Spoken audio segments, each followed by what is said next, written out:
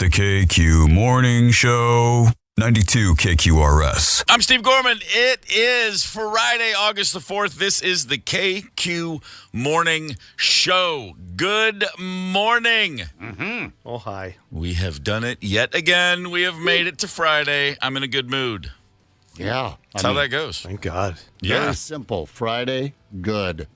Friday's always good. This one's particularly good, with the exception of, there is something we need to talk about. And I don't like to be, a doomsday scroller. I don't like to be a stickler. I certainly don't want to get on my high horse and judge anybody.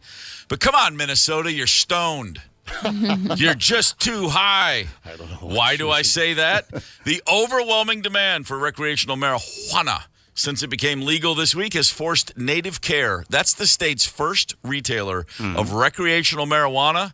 They have had to suspend online orders. Such is the magnitude of frenzy, the desire for marijuana.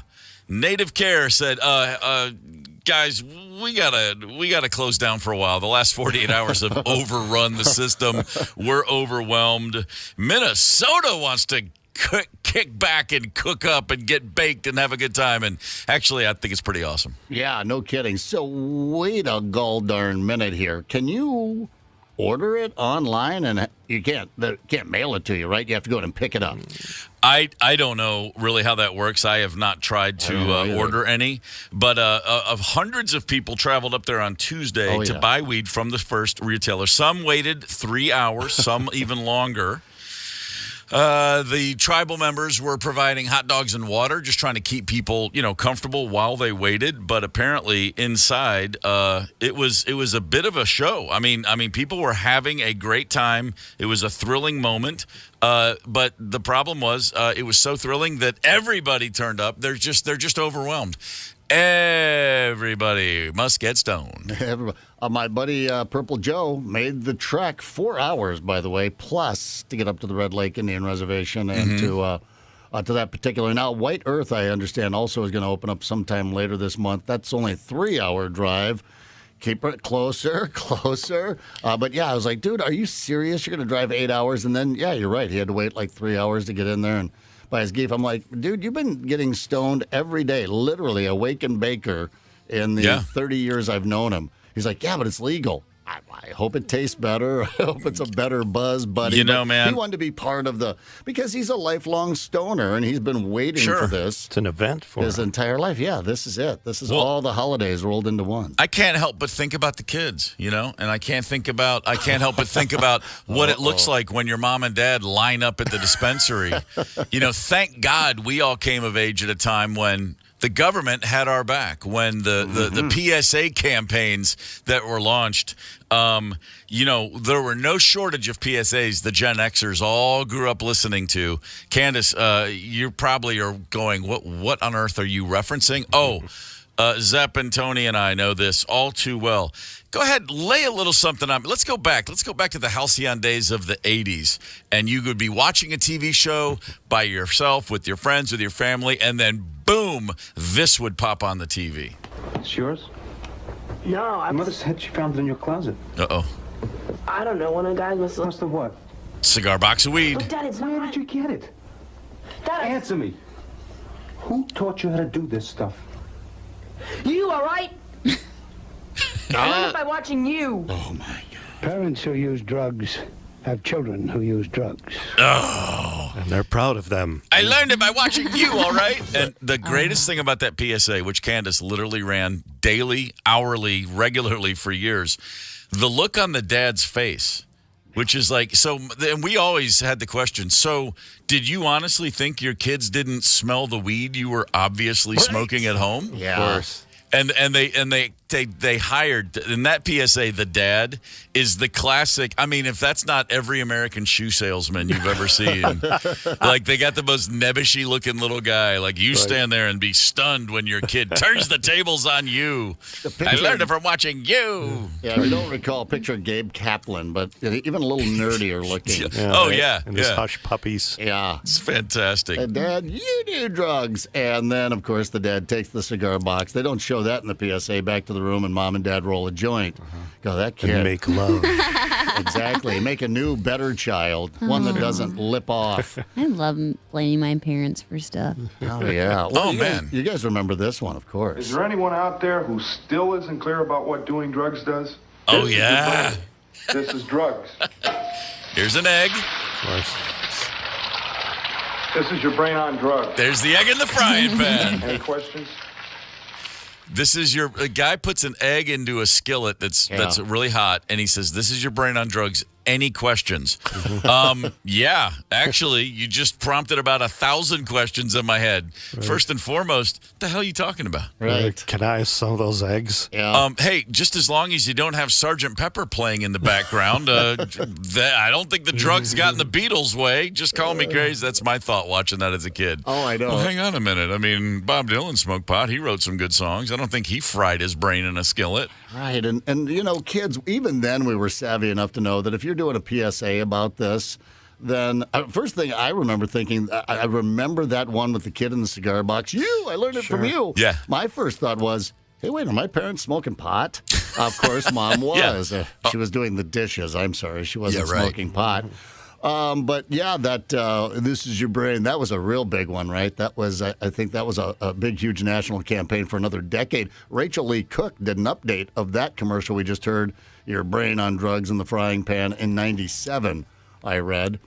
But yeah, I forget which comedian it was that said, you know, if you're stoned and watching that, all you're thinking is, I want a Grand Slam breakfast from Denny's so bad right now. Yeah, I remember the first time, one of the first memes I ever saw online was going back to that, and it showed a carton of eggs. It said, "This is your brain." And then it showed the egg in the skillet and said, "This is your brain on drugs." And then the next one was, "This is your brain," with a side order of bacon. And it just went on, and it just grew and grew. Yeah. And it's like, yeah, if that's my brain, then put 3 more in there and whip them up and add some onions, and let's call this an omelet. Woo! Little hash browns on the side. I have one from my generation, if you guys want to hear it. Of course. Weed. Sounds like the parking lot of a Sublime concert in here. Oh my God. Carol, something is wrong with Sarah. Oh She's my like God, flat. did you eat a Tide Pod? A little puddle of joy. What happened to you? You look like a pancake that hit puberty. How are we gonna get you into a good college now? I mean, maybe you can get a job as one of those inflatable things outside of a used car lot. Wait a minute. Sarah, is it? What's happening? Did we do She's this? just like flat on the Is that couch. from that like weed there? deflated. Is There's this only a one way to PSA, find or- out. Yeah, it's a commercial. I honestly thought at first it was a Family Guy drop. Yeah, I That know. accent. This, That- they that's were a trying bit. to be funny. They didn't, they missed. She's flat as a She's pancake? just flat as a pancake laying on the couch. Head east. Well, did she smoke pot or did she run into Aaron Donald? I'm Or did confused. she eat the Tide Pod? Is she okay? No. By the Oh, way, she's hey, by not the way, okay. thank you for good points up. Our generation, they had to warn us about weed. Later, Tide Pods. I think we win. Yes, exactly. Man, it's not so bad. We look back, it sucked in the 80s. No, it's pretty great.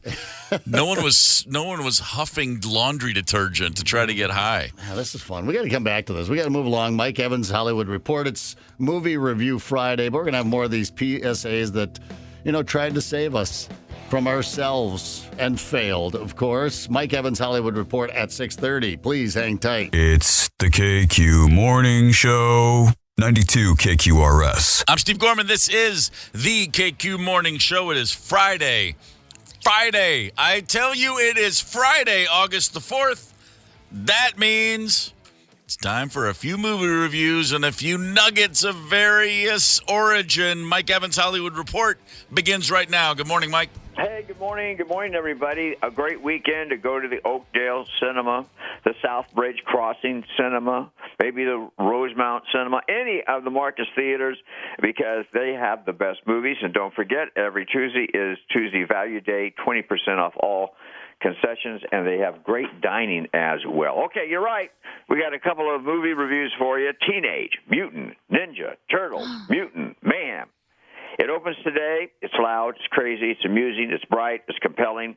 And, Steve, it's a kid's movie, but the adults will like this one as well. It is so well written, and the voices perfectly work together with the movie itself, you almost think it's a real movie. I mean, it's really, really good. Truly the best of the franchise. Story tells the good, the bad, the right, the wrong, and all with a hilarious twist to it, blending it all together. Really liked it. Teenage Mutant Ninja Turtles, the new one, 99 minutes, rated PG-13. Let me get this straight. There's turtles that perform martial arts? Wait, you don't know that? You don't know about them? Come on, man. Oh, my God. I know all about it, Don't Candace. you guys ever yell at me for not knowing stuff you don't know. I know all about Donatello and all of his little friends and their little shells. And So excited. Very cool. Very cool. That brings us to Meg 2, The Trench. It's bigger than the 2018 version. It has fabulous special effects. I mean, it really does. But the movie's kind of goofy. I'm kind of amazed that it got made with a $150 million budget. If you like that genre, though, you'll like it. For me, not so much. I can only give it 2 stars. I didn't care much for it. And there's so many other good movies. Don't forget Oppenheimer, Barbie, so many other movies out. But you got a choice. You got a choice this week. it's like it's about a shark that's like the size of a McDonald's. Is that right? That's about right. Yeah, and even more so. Yeah. $150 million to. What was the budget on Jaws? I think it was $9 million. Yeah, guys, we've lost the plot here. I think so. Okay. The shark has jumped for sure. So you'll like this. Regarding the Screen Actors Guild writers and studio strike, there could be a settlement before the end of the week, and maybe we're talking now. But this is interesting, Steve. Here's a list of some actors who have been the most present on the picket line. Okay. Meryl Streep, Nicole Kidman, George Clooney, Leonardo DiCaprio, Ryan Reynolds, Blake Lively, J-Lo, and Ben Affleck. You had me. You had me until Benifer. Yeah, but I mean, at least they're showing some support. No, I appreciate that. I think that's great. Every one of those people you just named at one time, well, with the exception of Leo, was thinking, I wonder if I'm ever going to get hired again. Well, that's true too. You know, they know somewhat of what that's like, so good for them. Odds and ends. 81-year-old Paul McCartney plans at least 6 concerts in Australia in December and maybe more. 81 just keeps on ticking. Yeah, pretty good being Paul since 1960. CBS has announced their first NCAA college football game. It'll be UTEP and Jacksonville State, August 26th, followed by Hawaii and Stanford. That's just 22 days away from college football being here. UTEP playing who? I'm sorry? UTEP is playing Jacksonville State. Oh, gosh. Think of all the millions of Americans who can't wait for that one. Come on, man. I'm looking forward to football. You know what? The greatest Broadway theater cafe in New York is the Cafe Carlisle. Brooke Shields will be doing a one-woman show at the Carlisle next month. She will be singing, telling jokes, and she says she's going to tell stories about some of her friends that nobody has ever heard before. I just like Brooke Shields. Boy, that documentary was incredible. The one on Hulu. I just like her. Fantastic. And if you don't mind, a little personal note today. My old buddy, former Dodger announcer Vince Scully, died 1 year ago this week. The nicest man I ever met.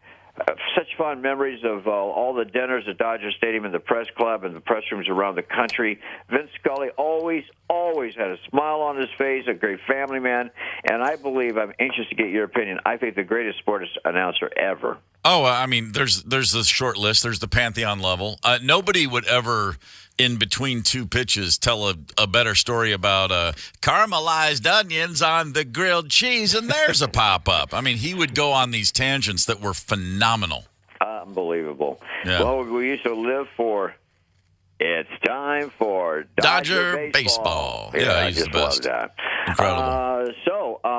What are you doing this weekend? This weekend, what am I doing? It's bachelor weekend. My wife's going back to Nashville, so I'm on my own in the Twin Cities. She came back from the store yesterday, and she said, "Hey, you got the whole weekend to yourself. Here you go." And she bought me 6 cans of soup. You know what? All right. Wow. That's a woman who knows her man. You know, it's the perfect time to break open that book.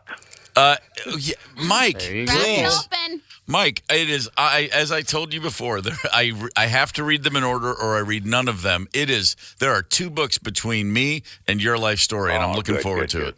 Good. Good. Well, there's no better time. Come on, boys and girls, sing along. It's Aloha Friday. It's a Monday. Aloha Friday. Have a great week and be safe. And remember, Grab a like a fish wife, pornographic priestess. Summit.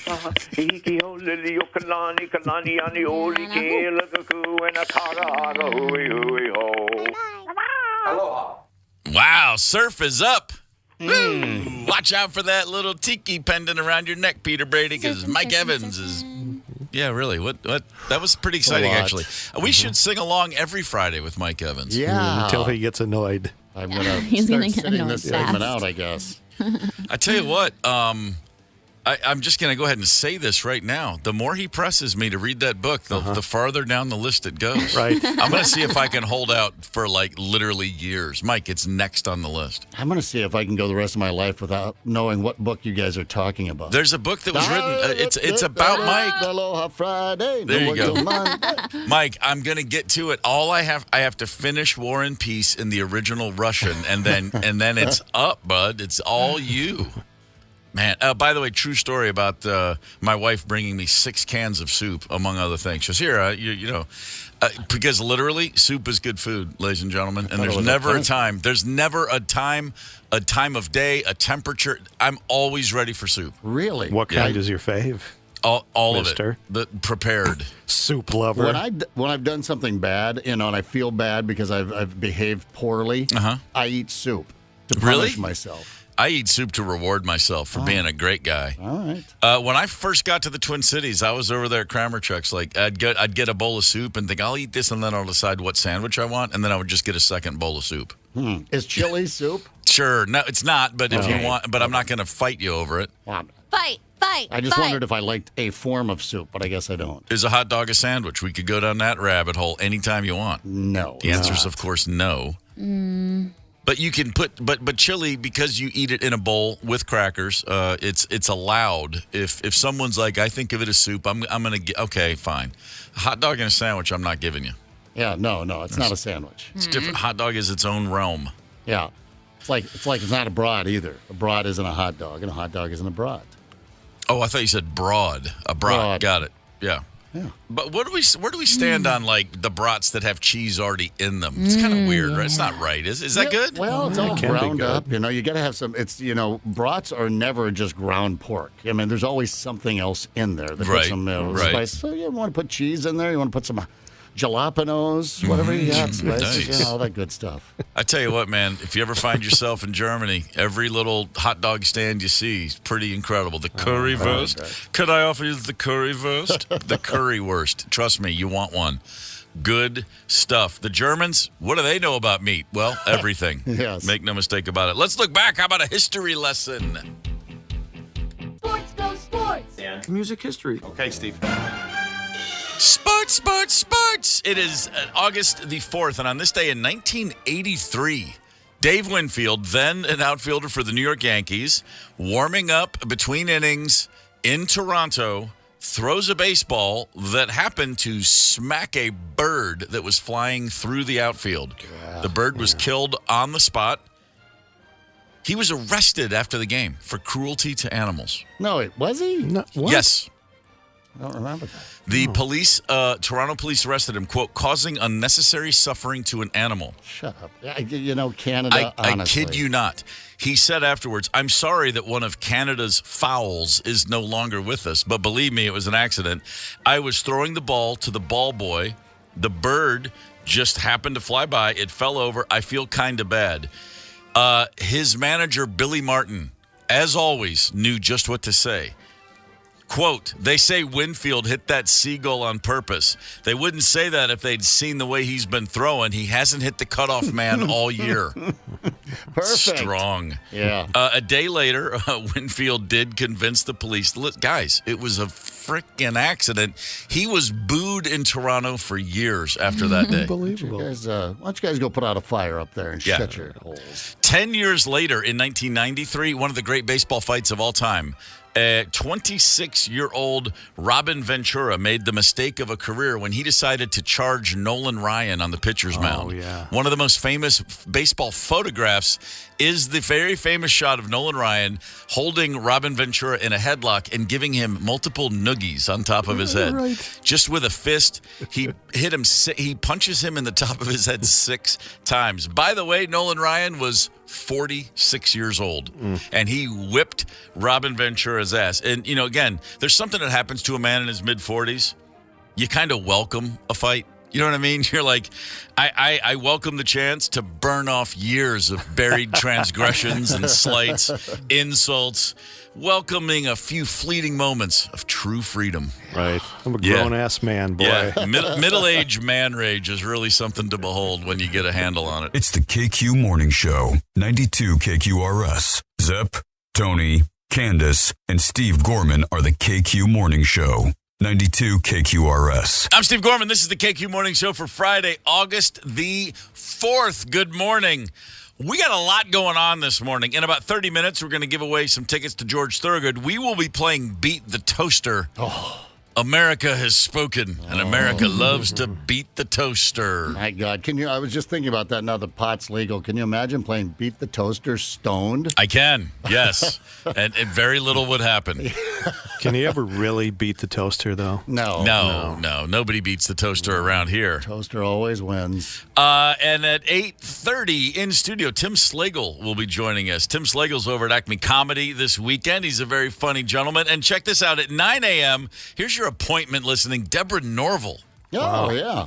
A broadcasting legend, Deborah Norville, cooking up some true crime on Lifetime. We're going to talk with her about how do you say it, Gigolo Beach? Gilo Beach? That serial killer architect dude that was just popped. Yeah. She's got a movie, literally a movie/documentary type of thing coming out. We're going to speak with her in a couple of hours. That's going to be fascinating. Yeah, no doubt. I mean, that's another one of those that as it unfolds almost every day, you're going, what? No way. Kind of mind-boggling. Earlier this week, you may have heard here in the state of Minnesota, legalized weed went into effect on August 1st. And check this out. Native Care, that is the state's first retailer of recreational marijuana.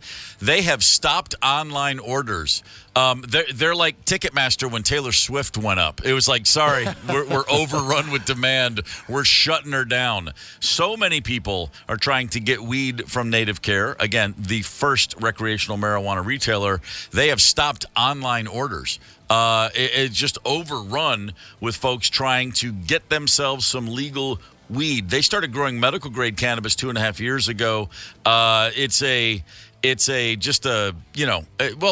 kind of what we expected. It's a good thing. People celebrating the fact that they can legally buy weed. They're doing so. Minnesotans love to get stoned, apparently. Well, I mean, it's... everybody does. Yeah, everyone loves to get stoned. So you have to, I understand, I just read, grow it within the state, which makes sense because it's not legal on the federal level. Right. As of yet. That's going to fall sooner or later. I think it did in the House of Representatives, hasn't made it through the Senate, been signed, but one day it will. But so you can't transport it across state lines. Right. So it all has to be grown here in Minnesota. Nothing wrong with that, like the homegrown. Very true. But yeah, you got to... I mean, I just love the fact that, one opened up. Soon, by the end of the month, there will be a second one, I believe, in White Earth. That reservation has been talking about opening up a legal dispensary here before the end of the month. But, yeah, I mean, it's amazing to me, the number of my friends driving 4.5 hours one way to wait several hours to get a little bud. I mean, it's not like you can't find it around here. Well, there's just something about, not having to look over your shoulder, I think. I mean, I compare it to late 80s. I'm in a local band in Atlanta, and some friends of ours from another band. At the time, my band were the drinkers, and they were the stoners. And I just remember having a conversation once, and I said, well, yeah, I mean, that's great, but I'm not worried about getting busted for just going and buying what I'm looking for. Like, I can go buy a 6-pack, and I'm over 21, so I'm not going to be in trouble. And I just thought, if it's all the same thing, why risk incarceration? Georgia in the late 80s, not thrilled about weed, as you might imagine. So, but, that still applies here. The fact that it's legal, I think a lot of people are going to be like, well, okay, let me see if I can get back on that horse. Right. If I were to get stoned, I would get right back on that horse and then immediately fall off that horse and take a nap. Yeah, don't get on a horse if you're stoned. That's just how that goes. Well, my one buddy that went up there, he said, you know what the fun part is? First of all, you know where it's coming from. Even if you're buying from that dude, he's not growing it. No one's growing it. They're getting it from somewhere, and it's being trucked in, and what's happening to it. He said, but he goes, ask your weed dealer, what's the name of this one? Yeah. What? What's the name of it? Pot is the name of it. But he's like, there's Blue Dream and White Widow and Sour Diesel. Tony did the game show one day, I think, with pot strains. There's one out there. He's like, dude, I just got some weed. It's just called Yoda. And well, I mean, and to your point, I'm here to tell you right now, if you want to truly enjoy a night with some Peruvian snowflake, go to Lima. It's a whole different experience. You know where you're from. You know where it's from. Yeah. Candace, real quick, speaking of getting back on that horse, I saw a video recently of you riding a pig. Were you stoned at that time? No, I would never ride and smoke. Okay, good for you. A mechanical pig. I didn't know such a thing existed, but you look good up there. Thank you. 18 seconds. 18 seconds. I got short little legs though, so most of the people could just jump up there, or hoist up there. I had to literally climb up the nose, and my butt was just facing everybody. It was not cute, so I had to cut that out of the video. Pig snout sticking out your butt. That's fun. These things happen. Yeah. We of course grew up at a time when legalized weed was, you know what, it was kind of like in the 80s, if somebody said to you, one day we're going to have legal weed, that would be like saying one day we can hear Elvis Presley sing Baby's Got Back. Yeah. It made about as much sense. In the 80s, if you tried to explain artificial intelligence to someone, or for that matter, just the internet, they would have stared at you like, do what? Yeah. And if you said we'll have legalized weed, they would have said, do what? Because we were overwrought with PSAs, don't do drugs, just say no. Think about the mileage that the government got with Nancy Reagan going, just say no. Such a mockery, too. Yeah. It's just... I tell you what, nothing convinced more kids to smoke grass than Nancy Reagan saying, just say no. Right. This was at a time when they were like, just say no, and... don't you listen to those albums with naughty words? No, that's right. There was the parental, whatever it was. Yeah. The PMRC, PRMC. Yeah, that's the one I got. Whatever. There was just a whole lot of blowback. It's like, that's not going to work as well as you think, guys. The PSAs that Gen X was, that we grew up seeing repeatedly over and over and over, they are, when you look back at them now, you think you're watching an SNL skit, like an SNL short, Oh. They're incredible. Speaking of, the late, great Paul Rubens recently passed. Do you guys remember the Pee Wee Herman warns kids about crack PSA? Oh, my God. Yeah. This one actually came around in the early 90s, and all I kept thinking when I first saw it was, A, laugh, please, and B, it's a skit, and he's going to break into Pee Wee very soon. This is crack. Rock cocaine. It isn't glamorous or cool or kid stuff. It's the most addictive kind of cocaine, and it can kill you. What's really bad is nobody knows how much it takes. So every time you use it, you risk dying. I know you are, but what am I? It isn't worth it. Oh, look, the heartbeat. Everybody wants to be cool. But doing it with crack isn't just wrong. It's whack. Could be dead wrong. Yeah. Oh, my God. Pee Wee Herman going anti-crack. He's going for the crack. I don't know if they were hitting their demo there with that one or not, but they kept them coming. They had to use the kids' things, right? They had to, reach the kids somehow. Oh, how about this one, not smoking? This goes right after our This is for the Gen Xers. Artu, where are you? Artu? Artu, you're on fire! R2-D2, you found a cigarette. Well, I don't think smoking is grown up at all. Because it's very dangerous. No, you get the gist of it. When they were making the first Star Wars, quick question here. Did George Lucas look at some of the sound people and say, okay, I think C-3PO should have a British accent, and I want it to be the most annoying twit ever born on the British Isles? I'd slap that robot so fast if he started talking. He could talk to me about anything in that tone of voice, and I'd be like, oh, just shut up. He got slapped around a lot. That was kind of his thing. His arms were always getting ripped off. And I guess that's true. Movie, I guess he was asking for it. He was. Did you guys see Star Wars High? No. Well, really? I'm the only one? I was like 11 or 12 the first time I saw it. Hadn't quite made that leap yet. All right. Just we're close. But I've seen it high. Sure, Well, plenty there you times. go. Oh, yeah. I had a Star Wars T-shirt before it made it to my hometown. I would wear it like, yeah, it's coming. But, Cool. thought that was really cool. And the first time I saw Star Wars, I kid you not, I was like, I have no idea what's happening. I don't know who these people are. I don't know. I couldn't tell who's the good guys, who's the bad guys.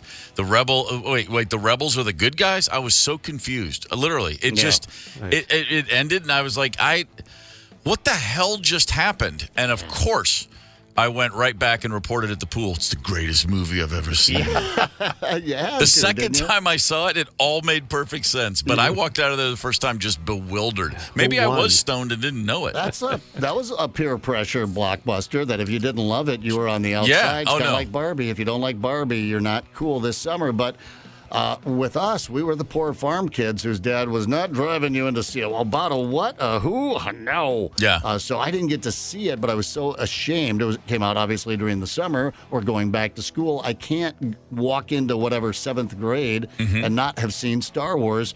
So Ma, God bless her heart, bought me the book.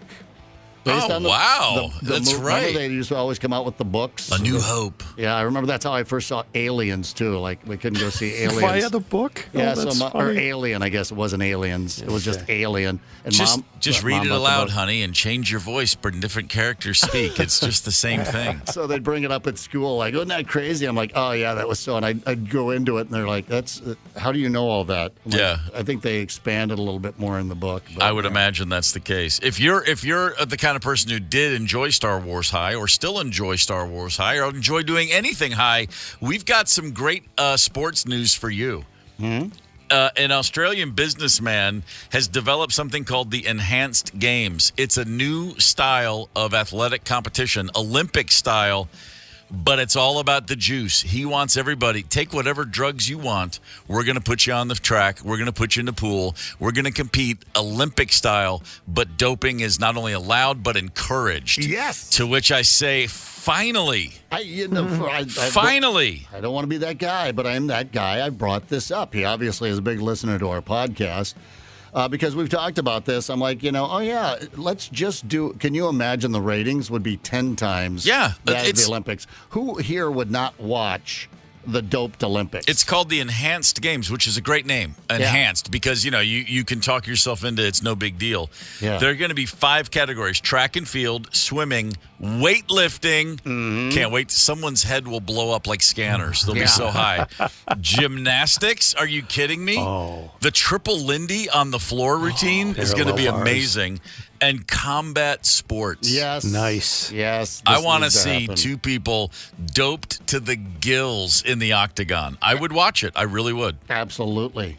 By the way, these athletes will also be paid. So not only are we, unlike the IOC, not only are we going to stop pretending they're not all juicing anyway, we're going to stop pretending they're amateur athletes. We're going to pay them money, we're going to dope them up, and we're just going to set them loose like chickens in a coop. And I, for one, am all for it. Absolutely. And then we can start a Deadpool to see which one of them is going to die young first.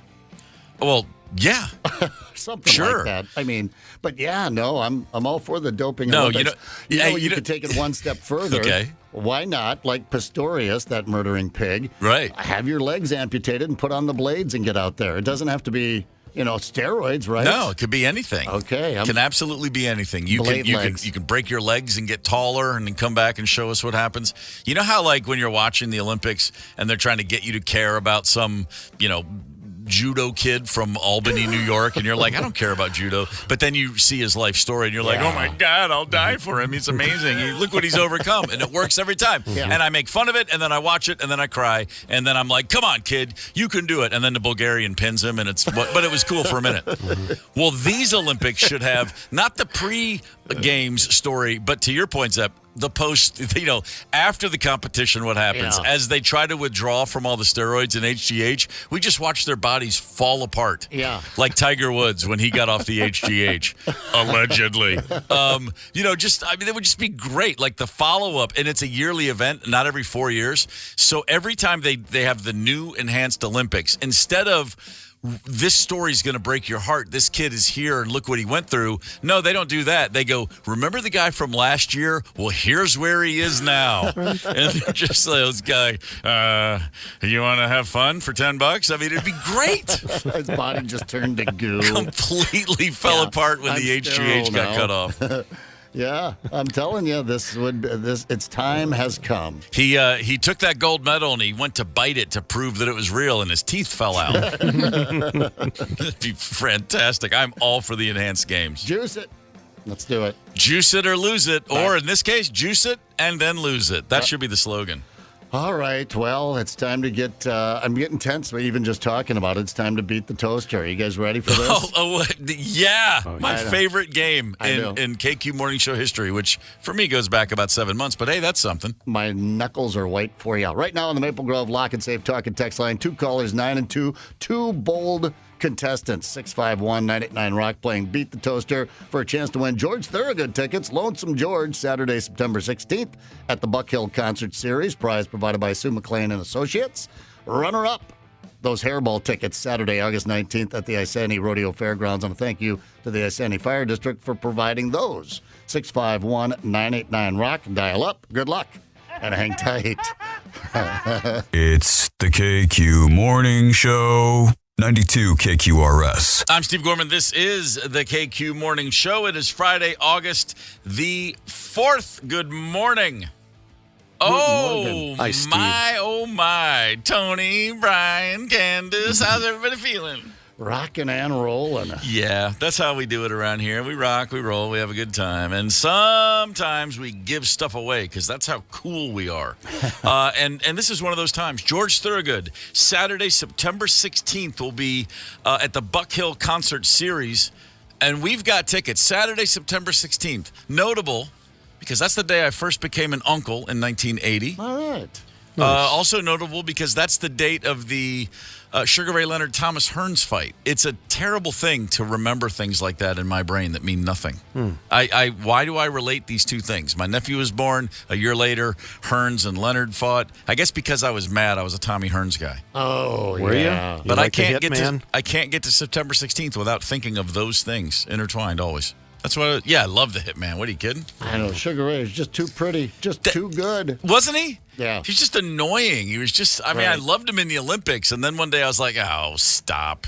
He's just all fluff, and then he just kicked the living daylights out of everybody he ever fought, and I was like, yeah, I guess not. He was like Ali. I mean, he was pretty, articulate. He was, and just the best boxer in his weight class. So it was, That's how it goes. You love to hate him.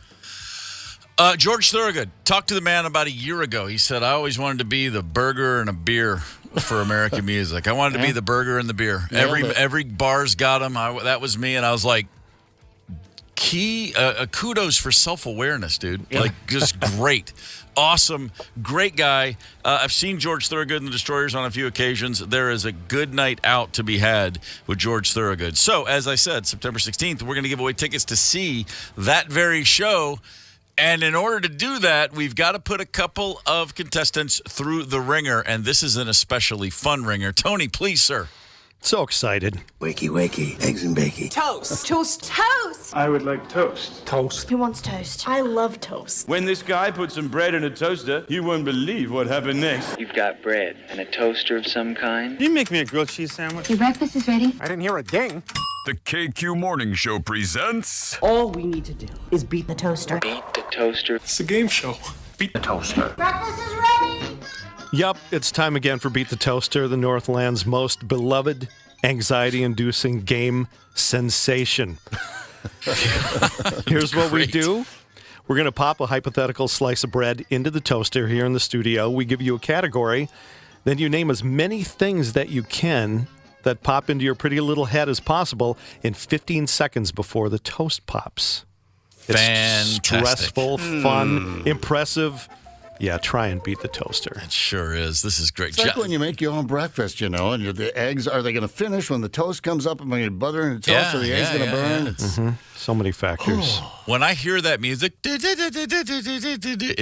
the same thing as when I chew aluminum foil. I'm immediately like, oh, no. All right, so let's see if we can get a couple of our favorite people, a couple of our loyal listeners to chew the foil and beat the toaster. Candace, who is contestant number 1? Doug from Rosemont. Good morning, Doug. Morning. How you feeling, brother? Oh. Says it all. Tired.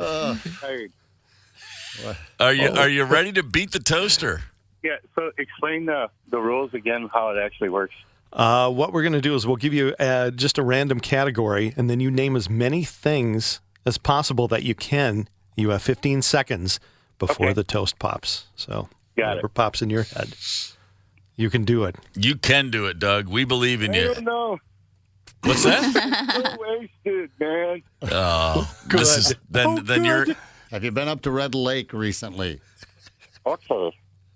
All right, Doug. I think it's probably best that we jump in while we still have you. Are you ready? Whether you are or not, Tony is going to prompt you, and then you're off and running. 15 seconds. Tony, set it up, baby. All right, Dougie. In 15 seconds, name as many as you can of famous Larrys. Go. Famous Larrys. Larrys. Larry. Larry Rogers. Larryette. I don't know. All right, we got Larry Rogers. Doug, let me ask you a question. Who's Larry Rogers? Pardon my ignorance. I have no idea. Well, I'm glad you asked. Of course, he's Larry R. Rogers Jr. is an American lawyer and politician, currently serving as commissioner of Cook County Board of Review. Okay. From the blah, blah, blah. I Googled it. Yeah, there's a lot of lawyers named Larry Rogers. Oh, he went to UC Davis. That's right. Right. I wonder if I guess I got two then. Have you ever hired? No, I don't know that we can count Larry Rogers. Wait, was there another one? They're all lawyers. No, did he says, I guess I got two. Did you name another Larry? Yeah, there was a Larry name. Storch. Oh, Storch. Yes, Corporal Agarn. Oh, well then, all right. Well, I tell you what, Doug, we're giving you Storch for sure. Storch is a good one. You could have told me, when I said who is Larry Rogers, you could have said anything other than I don't know, and we would have accepted it. Sure. So, word to the wise. A lot of obituaries for a Larry Rogers. All right, Doug, here's the deal. We're going to put you on hold, and then we'll come back to you for round 2 in a few moments. Well played. A lot of fun already. Candace, who's caller contestant number 2? Michael from St. Paul. Michael, good morning. Hi, Steve. Are you also completely wasted right now, Michael? Totally. Attaboy. Totally. Attaboy. It's Friday. Why not? All right, are you ready to play Beat the Toaster? Yes. I like the confidence. Right. Tony, Yes. take it away. I like the enthusiasm. I'm going to give you a fun one. Okay, in the house you grew up in, you're playing hide and seek. Where do you hide? Go. Under my bed, in the closet, out in the garage, up in the attic, up on the roof, up in the trees, out in the backyard, behind the garage, under my blanket, under a box. I got 9. Yeah, that was so close to our first double-digit contestant. That was incredible. I got 9 as well. Are you married? You hide a lot, don't you? Wow. He hides up in the attic, out in the garage, in the backyard. Props for up in the trees. Wow. That's a good one. Why not? Yeah. Man. Yeah. Very Treehouse. impressive. I don't need no stinking treehouse. All right, Michael. Well done, sir. Let's give him another round. What do you say? Back to back? What do you say? Both of them? Oh, I see. You're saying We're it's back time to for Doug. round 2. Yeah, we got to go back to Doug now for round 2. All right, Doug, you got your work cut out for you, but second time's usually the charm. I wish you luck, sir. All right, Doug, I'm going to give you one that's a little bit easier. Movies that star Tom Hanks. Go. Stranded. The Walt Disney movie with the little toys. Okay, toys. Little He's shaky. not wrong. I mean, He's not wrong. Stranded and toys. All right, I got 8. was he in Stranded? Stranded, or as it's also known, Castaway. Yeah. Oh, okay. Stranded, because that was Christian Slater was in a movie called Stranded. Better get that. I'll get that. Yeah. Let's see. There was Toys, also known as Toy Story, but they both apply. We knew what you were talking about, so therefore judges are giving you both. All right. He's only been in like 3 movies. Yeah, no, it's tough. It's a tough one. Doug, well played. You bounce back stronger in the second round. It is now time to see if Michael can set a beat the clock record with total combined points. Michael, we believe in you. Good luck, sir. Mm-hmm. Michael, I'm very impressed with your style and intellect, so I'm going to give you another challenging one. Clever sayings you might see printed on an apron at a barbecue. Go ahead. Britney Spears, Paris Hilton, Kanye West, Tupac Shakur, Robert Downey Jr., Frank Sinatra, and Morgan Freeman. Are we listening What? to the same radio station? What did you think the category was, Yeah, repeat Michael? that back. I totally didn't understand your question. So you just named celebrities. Okay. Yes! That is the greatest thing yet. Wow. Well, that could Steve be. and I are looking at each other like, did I not hear the question? Wow. I know there's I was like, man, the edibles are kicking in over here all of a sudden. I thought I had till 10 o'clock. could be Kiss the Cook. I do want to.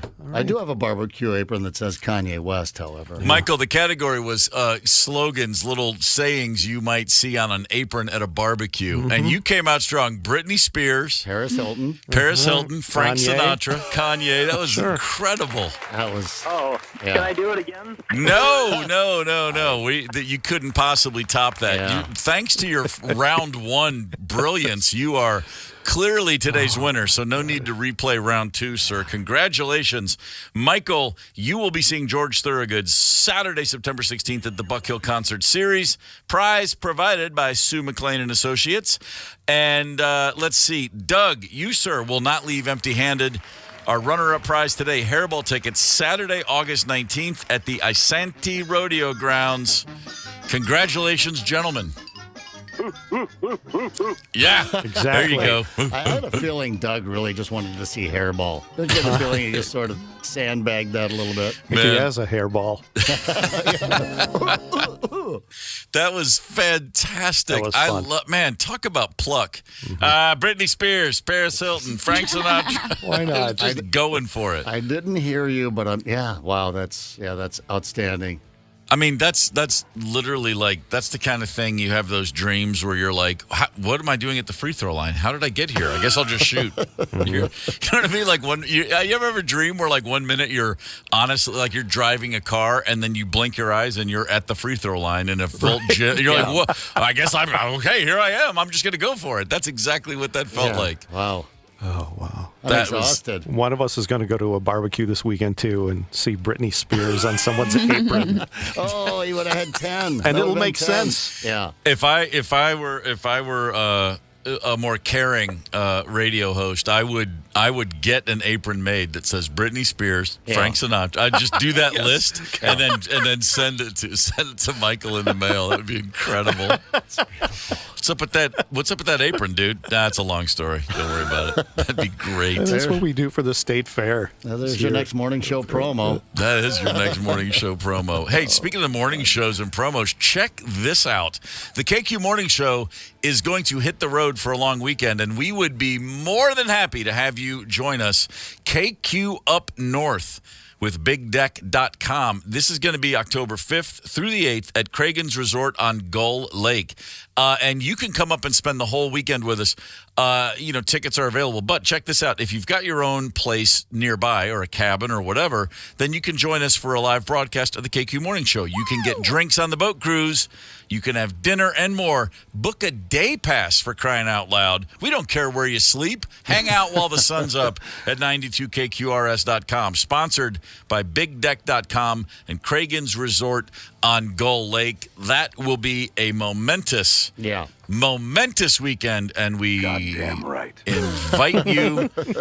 This is a voraciously exciting invitation to join us. You know what I like about this trip so much? There's such potential to either come back very ashamed of yourself and not talk to anyone for about 4 days, or, it was the greatest time of my life. Either way, it'll be both, I think. Those two things you just described are not mutually exclusive, I found. No. All you need is a little bit of time, and then suddenly your lowest lows become your highest highs in hindsight. Have you ever, and I'm sure this happened to all four of us, come back from one of these kind of weekends like, I can't possibly face these people, and I'm going to have to move to Canada, change my name, get a new Social Security, the whole thing, start from scratch. And then you run into everybody again. They're like, hey, man, how's it going? God, wasn't that a fun weekend? You were awesome. Yeah. What? Oh, yeah. Aren't you, what? Why would we be mad? No, you were fun. It was great. Okay. Bizarre memories that just flash into my head. 1990, on tour, opening for Robert Plant, and we had a night off in West Virginia, and we were all at the hotel bar, and the Plant guys were there, too. Robert walks in, and our bus driver, who wasn't normally hanging with us, you just see him on the bus. He was in the hotel that night, and he saw Robert Plant, and he'd not met him, and he was really excited, and he thought it would be a good idea to jump up onto a table and start singing Led Zeppelin into a beer bottle really loud. Sure. Okay. He thought that would make perfect sense to do, and as he did it, he also forgot that you might want to balance yourself. Oh, he went down. And he went down. Luckily for him, he broke his fall with his forehead. But make no mistake, Robert never forgot him. He was, for the rest of the tour, hello, Don. It was like he was best friends all of a sudden. It's like, yeah, you can make an ass of yourself, but at the end of the day, the guy in Led Zeppelin knows your name, so it wasn't a total loss. When you turn the epic fail into a big win. You got, it's all a question of it's intent, but it's also commitment. Those are the keys. It is really the case. Well, hey, at 8:30, we're excited. Acme Comedy Company headliner Tim Slagle will join us. At the top of this next hour, we're going to introduce you to an ass-kicking granny that dealt with a home intruder. And yeah, she'll tell you about it in her own words. Hang tight. Goddamn right. It's the KQ Morning Show, 92 KQRS. Zep, Tony, Candace, and Steve Gorman are the KQ Morning Show, 92 KQRS. I'm Steve Gorman. This is the KQ Morning Show. It is Friday, August the 4th. Good morning. In about 30 minutes on this very show, we are going to have a guest who will be at the Acme Comedy Club this weekend. That man's name is Tim Slagle. He's a very, very funny gentleman. At 9 o'clock, we're going to speak with Deborah Norville, a broadcasting legend. Yeah. Icon for 35-plus years.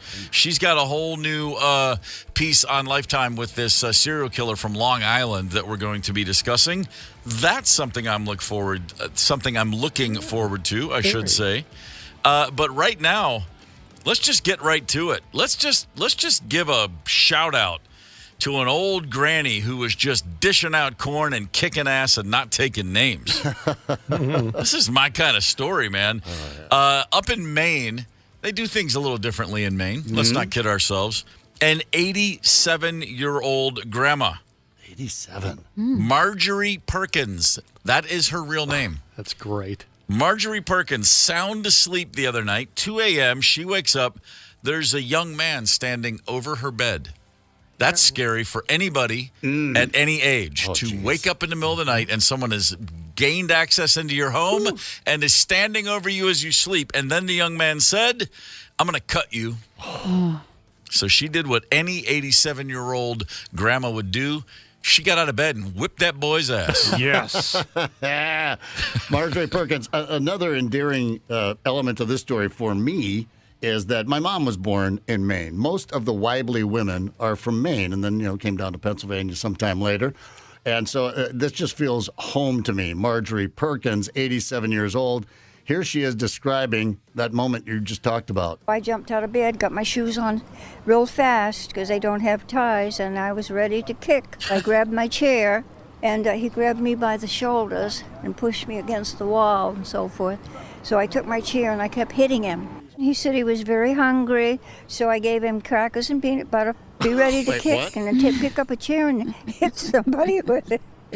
Phenomenal. Okay, a lot going on there. First of all, Steve, you just said you wake up and there's someone standing by your bed. I'm thinking of a lot of reactions I might have. Guess my pajamas might be one of them. But you know what I'm not doing before I start kicking ass? Putting on my shoes. By the way, slid into them because, of course, they don't have ties. I jumped out of bed, got my shoes on real fast because they don't have ties, and I was ready to kick. That's incredible. So far. So they went at it, she and this kid. I like the fact that eventually he got tired. He's being hit with a chair. He eases up on her, and then he turns around, walks into the kitchen, and starts looking for something to eat. Yeah. Marjorie follows him in and says, "Yeah, hang on. Here, it's over here. Here's the cupboard." And as you just heard her say, she gave him some crackers, some peanut butter and honey. Something tells me, based on her accent, you know what kind of crackers they were. Pepperidge Farm, because Pepperidge Farm remembers. But that kid didn't remember that you don't mess with Marjorie Perkins. Good chair. She's like a lion tamer. She goes from ass-kicking Grandma to just Grandma. She gave him She gave him a couple of Ensures, little calcium, and then 2 tangerines while he was snacking. Yeah. While he says, "Hey, sorry about that, trying to whip your ass, but I appreciate these crackers." While that was happening, she called the police. Yep. They arrived moments after he left the house. A police dog picked up the scent. They found him a few months away. He was arrested. Here are the charges: burglary, criminal threatening, assault, and consuming liquor as a minor. It's a kid. He's 17 years old. Wow. And by the way, Marjorie then recognized him and said, "Oh, he used to cut my grass. He did a damn good job." Oh, my gosh. So I think we can assume the kid's not having a great go of it at home. No. He was, more than anything, really hungry. I'm not in any way, shape, or form excusing anybody who breaks into a house and beats up or tries to beat up an 87-year-old woman. I'm simply saying she recognized, hey, you know what? I've been hangry. I mean, we've all been hangry before. This kid was a little more than that, drunk and hangry. Marjorie Perkins, well done. You get the KQ Morning Show Blue Ribbon of the Day. One more time, 87-year-old Marjorie Perkins. I jumped out of bed, got my shoes on real fast because they don't have ties, and I was ready to kick. I grabbed my chair, and he grabbed me by the shoulders and pushed me against the wall and so forth. So I took my chair and I kept hitting him. He said he was very hungry, so I gave him crackers and peanut butter. Be ready to kick, and then pick up a chair and hit somebody with it. Ready to kick. I tell you what, man. We mentioned earlier in the show, there's nothing like middle-aged man rage. How about 87-year-old grandma kick-ass rage? Yeah, like no nonsense. No kidding. My grandma Gertrude Gorman, and she was a large woman. She was 5'9" or 5'10", and she used to just grumble if somebody was mouthing off, and she'd go, "Ooh, wow, I'll take my shoe at you." her weapon of choice was her shoe, and she had a big foot, and it was like, oh man, don't let Grandma get that shoe in her hand. I'll tell you what, my Grandma Z on the Zepp side, Ginny, she just went with the hand, but this woman, she's Pennsylvania Dutch. Oh boy. Just a plump Pennsylvania Dutch gal, and she'd bring that hand around, and you'd think it was a baseball bat. Whoom! Right on the rear. Yeah, sure, man. And it would send you. I remember I was like 8 or 9 at that time. And unfortunately, the last time I got a licking from her, she did pull the pants down. Oh, boy. Oh, my gosh. I know, because I threw some dirt. I made a dirt volcano, which was pretty freaking awesome. It was awesome. Yeah, and one of the Peterson girls came over and kicked it over, so I threw some dirt at her. Grandma, you don't throw the dirt on the girls. And then in front of the Peterson girls, pulls my pants down and gives me a whooping with that hand. But she could send you flying about 5 feet, hitting you in the rear end with that hand. Well, to her point, she didn't like you throwing mud at the Peterson girls, but she didn't know the lesson. Everyone knew, don't turn your back on the Peterson girls. Oh, my God. Isn't that the truth? I'll tell you some stories sometime. My grandma's name also was Ginny, but she used a Lefsa stick to discipline me. So we just heard from Maine. Okay. It doesn't get any more Minnesota than Grandma Jenny pulling out the Lefsa stick. Okay, this is the second time, and I forgot the first time. What's a Lefsa? Explain this to me. A Lefsa is what? A potato pancake, pretty much. Okay. Yeah, but and there's a like stick? a potato tortilla. Yeah, you have to like spread the dough with a certain stick, not the dough. Kind of think of a the roller, mixture. maybe. The baking roller. Okay. But it's heavy duty, and she used. Yeah, it was hung on the wall. And that's what, did she threaten you with it, or did she actually use it? I think she used it once. I do. I do. Well, I I remember. think it would only take once. I bet she Lesson good learned. lefse, though. Yeah, I you went put to- some jam in there and everything. We'll get you some out at the fair. I went to visit my Granny Ruthie one time. She was there at the table having her toast and cottage cheese, all purty, and she was listening to Hendrix on the stereo. But her discipline, her weapon of choice would just be guilt. Oh, man. Yeah, that's. I think Sorry. I'd rather get the lefse stick. Yeah, exactly. Yeah, take the belt off. Leave the guilt behind, please. Yeah, that please. My dad, it was the belt, and he would make a big show, and it would come off. But the other thing my dad did, and he truly, he almost killed his 3 youngest boys one day without laying a hand on us. He always had change in his pockets, always, just coins for whatever reason. Yeah. And then you add that to his car keys. It was like a bell on a cow. We could hear him coming. You know what I mean? So he would come up the steps, ching, ching, ching, ching, and here comes Dad. That'd be cool, be cool. And then he would, the door would open. What are you boys doing? I'm doing homework, which was never true. All right. He would shut the door and go down to his bedroom. Right, ching, sir. ching, ching, down the hall. And then you'd hear it a few minutes later, ching, ching, ching. Every step, a jingle. And there was one time, and I'm not, so let's see, I'm in 3rd grade. So it's the ages are 3rd grade, 5th grade, 7th grade, the 3 youngest boys. And I don't even know what happened, why we were all about to get killed. But he sent us, one room, go to your room. I'll be there in a minute. And it's the Baton Death March. We are walking upstairs. Yes. We are going to our room to prepare to be spanked with a belt. We're going to die. And we go in there, and we all sit on it. We have 3 twin beds. We're all sitting on our beds, and we're looking at each other like, you did it, you should have, whatever. I don't even remember what the crime was. And then here they come up the steps. Ching, ching, ching, great. Ching. And, I mean, my heart is pounding. And he comes right to the door and then walks past it. Ching, ching, ching, ching. Psychology. Goes to his room. And then he comes back down the hall. Ching, ching, ching, ching. And then nothing. And then back to his bedroom again. And my brother Dave was seriously, he's going to, what do you think he's getting? Because we're like, well, obviously he needs something bigger than the belt. Yeah, he's fabricating something out of furniture. This goes on several times. We're just paralyzed with fear. When he finally opens the door, solid 10 minutes later, which feels like an hour, he goes, what are you guys doing up? Get to bed. It's bedtime. Psychological torture. Shut the door. And I kid you not, all 3 of us, we just about died on the spot. It's like the ghost of Christmas past. Right? With the chains. Crazy. You know what I was thinking of? The Clint Eastwood movies where he's in the room and you hear the spurs coming down the hallway. That's it. They know someone's coming. He grabs the 6-shooter. He's waiting for him right through the door. Yeah. What are you guys doing up? Ching. Get to bed.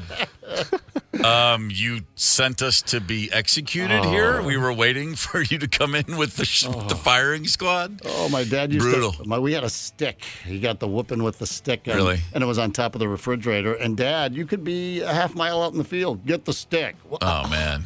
And you talk about the long walk. And then, of course, Mom, we weren't tall enough. Mom would have to get the stick. She would immediately start crying.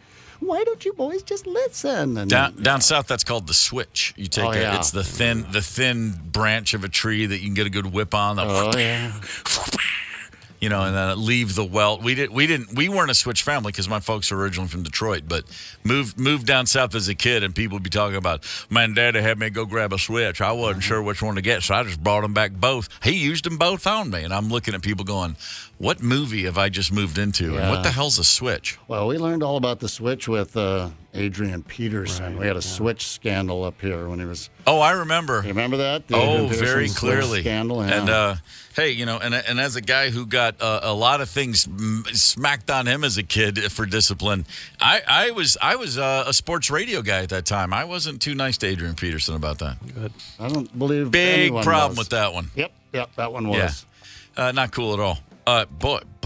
Boy, he could run with the football, couldn't he? Yeah, he could. Whew, don't kid yourself. And he did. I just had another memory. So my grandma Gorman was as I said, a tall woman, like 5'10", 5'9" or 5'10". When I was in about 6th grade, she came to visit, and we were going to church Sunday morning mass, and we got there, and my dad said to me, "Walk your grandma in."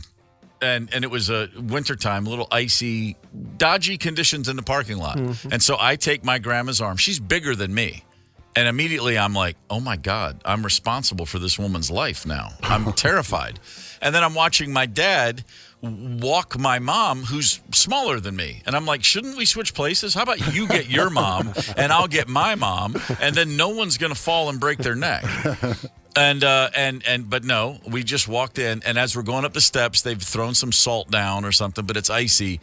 And I'm the one who slips, and my grandma pulls me. She saves me from falling. And then I was like, man, grandma's cool. Thank God. Yeah. Yeah, that was a real moment. Grandmas are cool, aren't they? It's the KQ Morning Show. 92 KQRS. I'm Steve Gorman. This is the KQ Morning Show. It is Friday, August 4th. If you're looking for something to do this weekend, you could do a lot worse than going to the Acme Comedy Club. Tonight, 2 shows. Tomorrow, 2 shows. Tim Slagle in the house. And go figure, Tim Slagle is literally in the house here with us right now. Good morning, sir. Good morning. What's happening over there? I like to come into the studio. I don't like to do those phone-ins. And we appreciate that. Oh, my pleasure. You just wanted to show off your beard. Oh, yeah. He's rocking the beard. The Very beard is handsome. new. The beard looks great, as does the tuxedo. We told you, dress casually. Well, fit right in around here. It's my first time on KQ with a new host, so I thought I'd dress up a appreciate little. that greatly. Wow. Now, is that a wig, or is your hair literally down halfway to your back? This is an amazing look for you. Just a tail? Just a wig, yeah. Whatever it takes, it works. I wanted to feel pretty. I'll tell you what, that microphone loves you, man. Listen to those dulcimer tones. It's unbelievable. Damn, that's some processing there, boys and girls. Yeah. Yeah, I had an agent that wanted to get me into voiceover for a while, but she said, you just don't take it seriously enough. I go, well, it's just reading commercials. Yeah, but the people take it really seriously. You have to understand, this is about a tire. This is important. Buy 3, get 1 free, for God's sakes. And the best tires you've ever had. Yeah. That's exactly it. 60,000 miles. Tim Slagle, you're at the Acme 2 nights, 2 shows tonight and tomorrow, 7 and 9:30. This is a pretty great comedy town. Oh man, Acme Comedy. It's you probably don't know this because you've only been here 8 months, but Acme Comedy is it's a little gem in the heart of the Twin Cities. Oh, I'm aware. I've been aware of it for a long time, before you were here, you knew about Acme. Oh, yes, wow. And I've crossed paths with a lot of comedians over the years, and this is absolutely a city and a gig that they reference regularly. Yeah. It's the gig that everyone begins and ends their calendar with.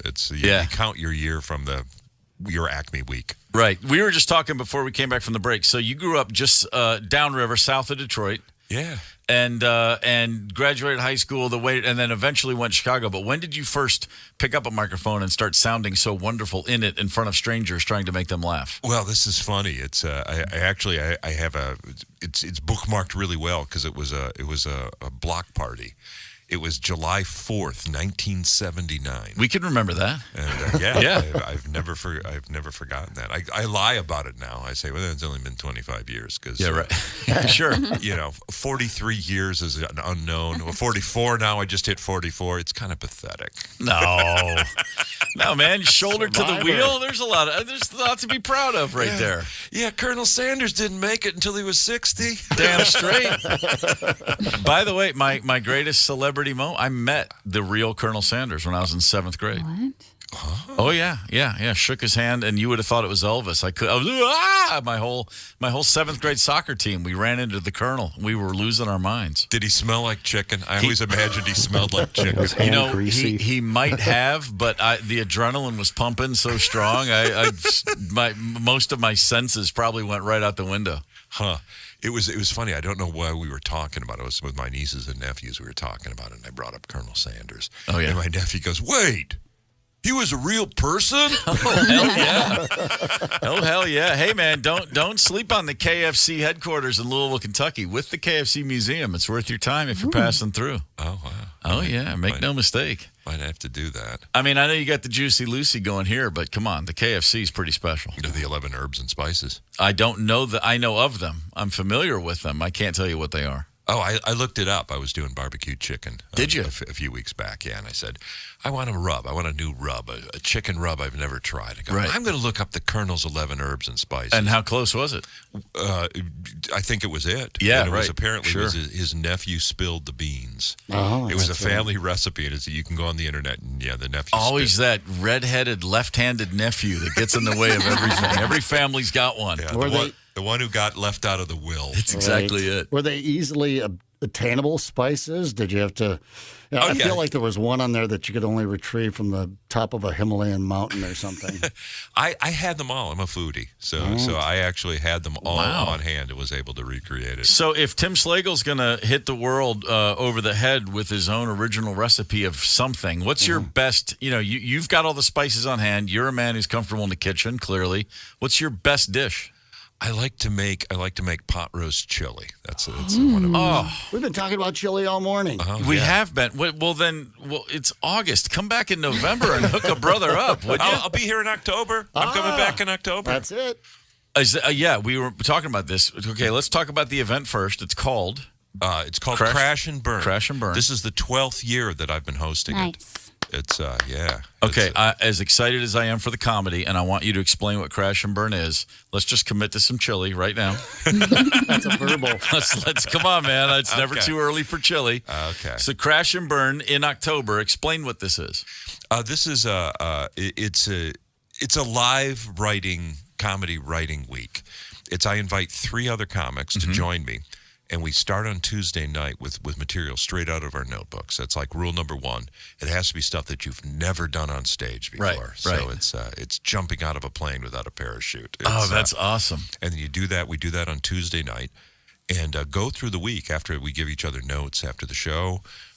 Thursday night, we actually allow the audience to stay, and we do the note session on stage. So that's the audience, awesome. That's great. Yeah, the audience can actually throw a few suggestions if they really want to.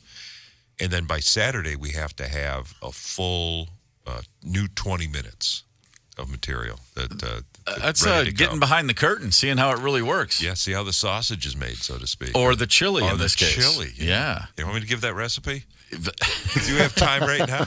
Lay it on me, man. Okay. Come on. Okay, here's what you do. You get yourself some ancho chilies, some whole ancho chilies. And you pour boiling water over them. Isn't that nice? Leave them steep for about a half hour. And then you cut them open, take all the seeds out. And you throw it in a blender with onion, garlic, cumin seed. You can roast it a little bit, too, before you stick it in there. Cumin seed, fresh oregano. And you blend that all up into a slurry. And then you pour that over a chuck roast. I'm salivating I right have now. a full-on erection right now. By the way, with this delivery, this guy's voice, he could literally say, "Find some janitor and a drum." This is your next Add 2% milk. I like it. I would gargle anything you put in front of me right now, as long as you use that voice. Yeah, well, I hear about a janitor and a drum, and I say, what did he know about Hillary? So let's go back real quick. So you grew up in the Motor City or in the area. Okay, rumor is, true or not, that you're one of the kids in the gatefold photo on the back of Kiss Alive holding the Kiss bedsheet. Yes or no? Is that you as a young man? That was Cobo Hall back in the day? That was not me, but I was familiar with a lot of kids in my class loved Kiss. And they went Detroit Rock City, what was the first big concert you remember going to? Boston. Oh, really? Yeah, Boston at Cobo Hall. At Cobo Hall. I probably shouldn't have said that because that's actually how you get my password on several sites. No, it was Emerson, Lake and Palmer, the Works tour. Keep it simple, man. Yeah, we all go back to that first concert. My heart was mine, and so Barracuda's been my. Actually, that's not true. I've never used that for password. Might have to now. It's a good one. And here's the interesting. The opening act for Boston was Journey. Ooh. Wow. So they were Damn. just starting out. Correct me if I'm wrong, guys. I think we've played both those bands on this show before, on this station. Maybe once or twice. An hour for 50 years. Not familiar with their work. Coming up next, Jeez. we literally have Boston coming up. Journey and Boston. Good way to pop that rock cherry, as they say. Here's one of my favorite stories. I was doing a radio promotion thing in Iowa City, I think it was. And it was a classic rock station. Uh-huh. And a girl in a kilt with black pigtails came into the room crying. She's going, "What are you doing playing Nirvana?" And they go, "Well, it's classic rock." "No, that's Nirvana." It's like, okay, count back how many years with Smell the Teen Spirit. Oh, yeah. It's still not classic rock. Yeah, I'm sorry, man. When your favorite record has been able to legally drink for over a decade, it's classic rock. Yeah. It's what it is. I get classic plates for my car after 20 years. Yeah, exactly. Yeah. This is how this works. Tim Slagle is at Acme Comedy Club 7 and 9:30 tonight, 7 and 9:30 tomorrow. Your photo, the pipe. It's a strong look. Are you still working a pipe on occasion? It depends. Is my health insurance company listening? No, they're not up this early. That's funny. I did that promo picture. It was just like a stunt. I just wanted to like a ward cleaver photo. Yeah, sure. And, so I stuck the pipe in, and strong. I cannot use that if I'm buying a Facebook ad. They will reject it. Oh, really? Because, apparently it promotes tobacco use. We were talking yesterday in Canada now, they are putting warnings. Okay, obviously the cigarette pack, you go buy your pack of cigs, there's a warning on the pack. Now, each individual cigarette in Canada will have printed on it, "This causes cancer," like all warnings of different varieties on the actual cigarette. Yeah, it's not the tobacco causing the cancer. It's the ink they print that on the cigarette with. Right? Exactly. That and the word's out. We get it. All right. They're bad. We know. We'll lighten up anyway. Yeah, does anybody not know? Right. Okay. But that's really, they've done a pretty good job of getting the word out. I mean, I think last I checked. And here's the thing too, is that I don't think smoking really causes cancer. That there's a link. Yeah. You have an elevated. What they're not saying is emphysema. Right. It's if you smoke, you're probably going to get emphysema. Most and likely. That's really the hazard from smoking, and I think that they should stress that more. And that explains the noises you may be hearing. Chauncey Gorman battles with some lung issues anyway, too. So I've always said he sounds like my Uncle Henry, who had emphysema. Right. My 6-year-old dog sounds like my long-departed, aging old man who had an oxygen tank with him everywhere he I'm went. guessing your Uncle Henry smoked right through that emphysema, didn't he? Uncle Henry smoked. It's a Detroit guy, born and bred in Detroit. Post Pearl Harbor, found himself in the South Pacific and picked up a few habits. Brought him back to the Bay Area and just went to town. A few habits and some stuff penicillin wouldn't cure. Damn straight. No question about that. Only met the man once. It was a big deal. It was like, hey, that's the guy. There he is. And I see why he doesn't hang out much. Did you ever see a guy smoking through the trach hole? I've seen it. I've seen it. I've heard tell. That is commitment. I've man. never That quite is seen solid commitment. Commitment to craft. Tim Slagle. Speaking of commitment to craft, many years. Word on the street is he's going back to 1979 as a comedian at Acme Comedy Club. 2 shows tonight, 2 shows tomorrow. Dude, it's great to have you in studio. Thank you. It's a lot of fun, man. And Crash and Burn is back. That's in October. Yeah, that'll be October 3rd through 7th. I'll probably come in and promote it more. We've got. Please do. We've got. Did I name the acts? Let's have them. Okay, Tommy Ryman, a local favorite, will be there. Also, Derek Hughes, comedy magician. He'll actually be trying. Was just here a couple weeks ago. Yeah, he'll be trying out a new trick. Actually, oh, really? That's gonna be a really Does nice it involve twist chili in a bowl in front of me? I'm not kidding. I'm still thinking about seeping these ancho chilies. I'm very excited right now. And then from out of town, from Brooklyn, New York, Liz Mealy will also be joining us. Excellent. Writing 20 minutes apiece. Awesome. Well, that's great. All right. Well, tonight and tomorrow at Acme, and then later in October, we'll see you again then. Thank you, man. This has been great. Thanks for having me on. Appreciate it. Have a good show. Or 2. Or 3 or 4, actually, as that goes. Hey, by the way, really quick, I would be remiss if I didn't remind you all that you can meet up with, wait for it, Candace Wheeler from the very KQ Morning Show you are now listening to. Candace and Leinenkugels are going to be at Cub Wine and Spirits in Rosemount today from 4 to 6, toasting the dog days of summer. You'll have a chance to win Leinie's merch for your pup, Leinie's paddles and gear for you. Plus, you can sample some Leinenkugel beer.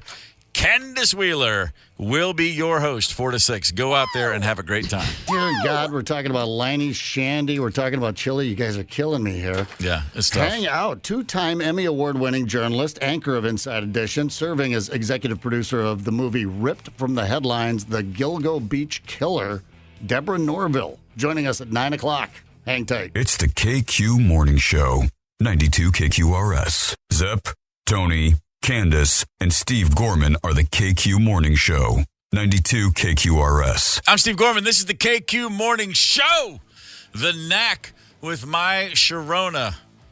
Man, that song still works for me. Yeah. It really does. I'm sitting here rocking out as I was back in 1979 when I bought Get the Knack and felt cool. Yeah, just a couple of days ago, just tooling along in the truck, and it came on, and I instinctively cranked it up. I mean, it's one of those songs. It's a handful. It was ruined for me because in high school, we had a guy named Tom DeRoma, and this girl, that's funny. This girl asked him to Sadie's over the morning news, and she made a song called Tom DeRoma. That'll Will do you it. go to Sadie Hawkins with me? Tom DeRoma all morning. Well, now it's ruined for all of us. Now I'm going to turn it down next time I hear it. Damn DeRoma. There was the My Bologna phase where everybody had when it came on. Sure. You know, Weird Al. Have you heard of this guy named Weird Al? My Bologna. That was a little annoying, but we got through that as a country. The best part of that to me was always it's a solo performance on accordion, right? It's just Weird Al, but then he says "hit it" to himself before the solo. That was always far and away the funniest part of this. Hey, joining us right now on the KQ Morning Show, Deborah Norville. And I'll just come right out, as I've said twice already today, broadcasting legend. Deborah, it's a pleasure to speak with you. Good morning. Oh, good morning. How are you? Thank you. We're great. The pride of Dalton, Georgia, right there, ladies and gentlemen. Indeed. The capital of the world. That's yeah. Oh, trust me, we've seen the signs. We've all driven down 75 and been like, wow, they really have a lot of rugs and carpets here. Only place to buy your wall to wall. That's exactly how that works. Okay, first things first. You are a graduate of the University of Georgia, correct? I am indeed. Go Dogs. And so, what, if you don't mind my asking, 79, 80? What year was this? I was class of 80. I got out in 79 because I skipped a year. Okay. Flexing the academic muscle right there. So, two things come to mind. The B-52s and Herschel Walker. That was a good time to be in Athens, Georgia. Oh, my God, it was. And also, sometimes the Allman Brothers would come and practice. Oh. You know, like they would break out new material. It was so cool. Yeah. Yeah, just mixing in a national title run with a birth of an entire music scene. And the Allman Brothers stopped by. Good times. Yeah, that's right. Fantastic. And beer was only 25 cents. That's the other thing. Yeah. Quarter beer. Yeah. So anybody under the age of 40 is listening to this going, I'm sorry, what did she just say? Yeah. Yeah. Good times for sure. It was also 18, so we weren't breaking the law. Well, now you're rubbing it in their faces now. No. I'm just emphasizing how long we've been at it, both of us. That's a very good point. Deborah, right now, what you're getting at is a new a show that's going to air Sunday night, I believe, on Lifetime. First of all, what is the pronunciation? Is it Gilgo? What is this beach called, for crying out loud? It's called Gilgo Beach. Okay. It's the dumbest name. I have no idea why it's the stupid word, but that is the name of the beach. Mm-hmm. And that is the beach where in 2010, 4 women's bodies were found wrapped in burlap, sort of abandoned, barely buried in the marshes of the shoreline there.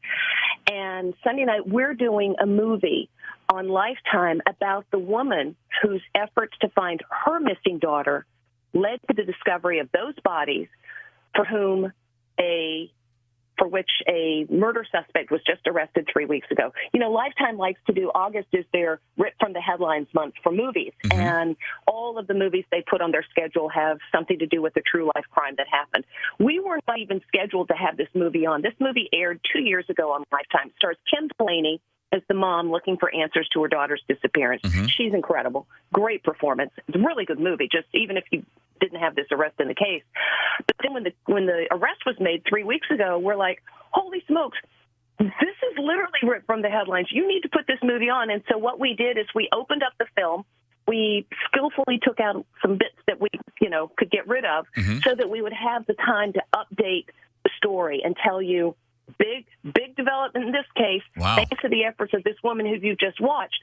An arrest was made, and here's how the arrest was. So we have feature film in the beginning, and the tail end of it is documentary to explain the new developments and the arrest in the case. That is awesome. That's this Sunday night on Lifetime. Deborah, you've been in this media game for a long time. Could you have possibly imagined the frenzy over true crime that we've seen the last decade plus? I mean, those shows were always popular when they were on once a week, but we're at a world now where podcasts and there's a whole network of just old Datelines and 2020s and everything. It's kind of mind-boggling. What do you attribute that to? That incredible interest. I think I've got that figured out. Well, first of all, from just a legal point of view and editorial, once the facts have been testified to under a court of law, you don't have to worry about getting sued.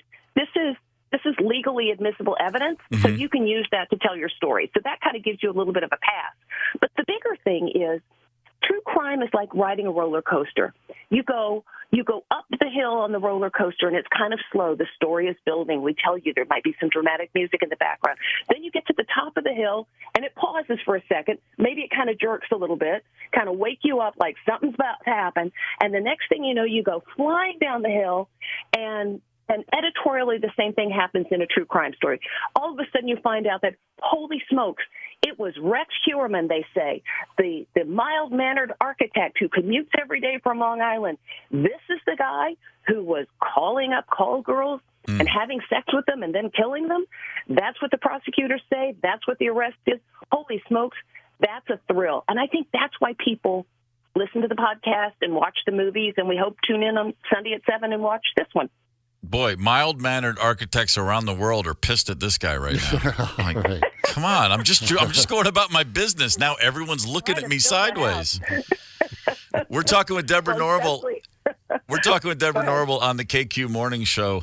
I'm going to go back to just out of college. Your career got, you jumped in early, and at that time. There was no one for you to look to, especially as a woman in media. A 40-year career, I don't know that anybody had one in the early 80s. Is that an accurate statement?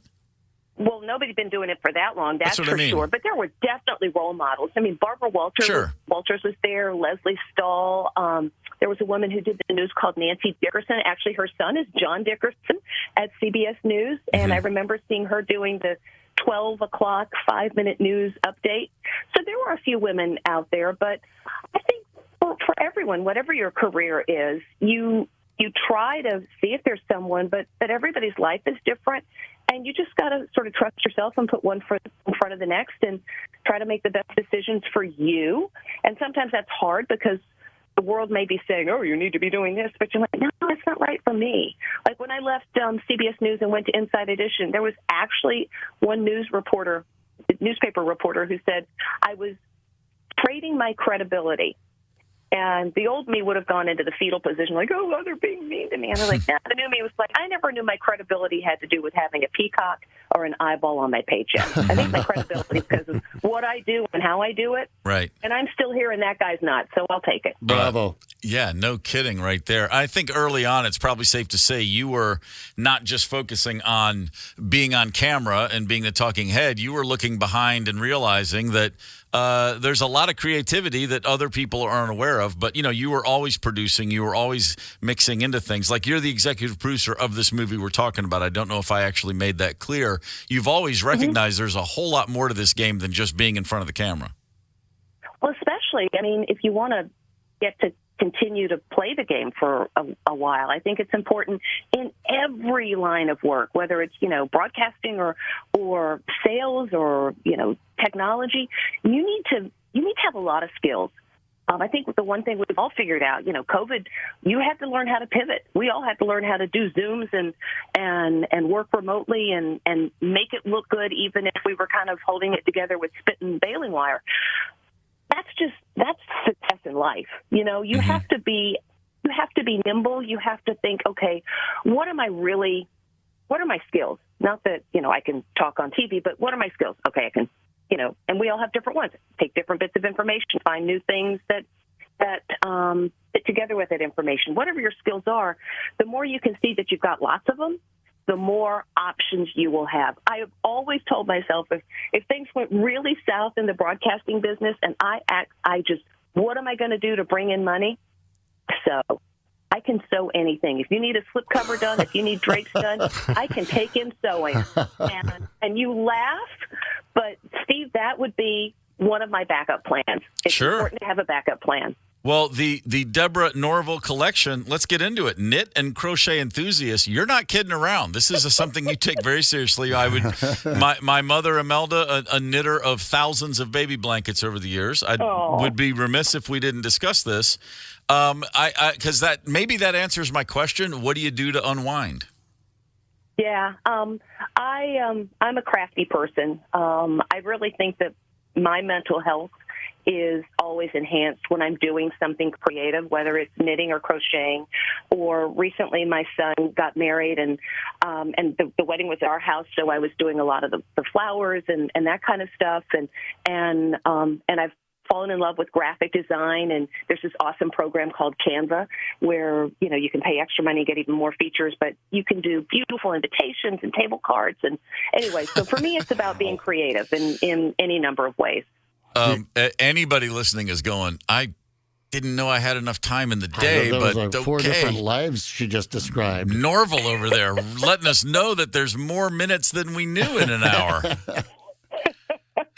That's fantastic. Oh, well, better busy than bored, right? 100%. The Gilgo Beach Killer. It premieres Sunday, August 6th on Lifetime. Executive producer, knitting aficionado, and all around just smashing gal, if you don't mind my saying, Deborah Norville. I don't remember a time when you weren't in our lives. It's a hell of a run you're on. Continued success. Thank you so much. I am blessed. There's no doubt about that. And I appreciate you being nice to have me on today. Oh, anytime. Thanks, Deborah. Thank you. See ya. Steve and Deborah sitting in a tree. Make no mistake. I'll throw it all away right now for a knitting lesson with Deborah Norville. Yeah, a little chili from Tim Slagle, knitting lesson. If you could, knitting lesson. Listen, the greatest radio show ever would be the one that results in me getting a crock of chili and a knitting lesson from Deborah Norville. Slagle's chili, Norville's crochet, and I'm a happy guy. Yeah. She just seemed like somebody who'd be so much fun to hang out with. Yeah, absolutely. Yeah. And I love the fact that I'm like, man, you were in Athens, Georgia back then. That's like the B-52s, pre-REM, B-52s and Herschel Walker. And then she just drops in, oh, yeah, and then the Allman Brothers would come by, too. And we'd go watch them rehearse new songs. Okay, that works. That's also good.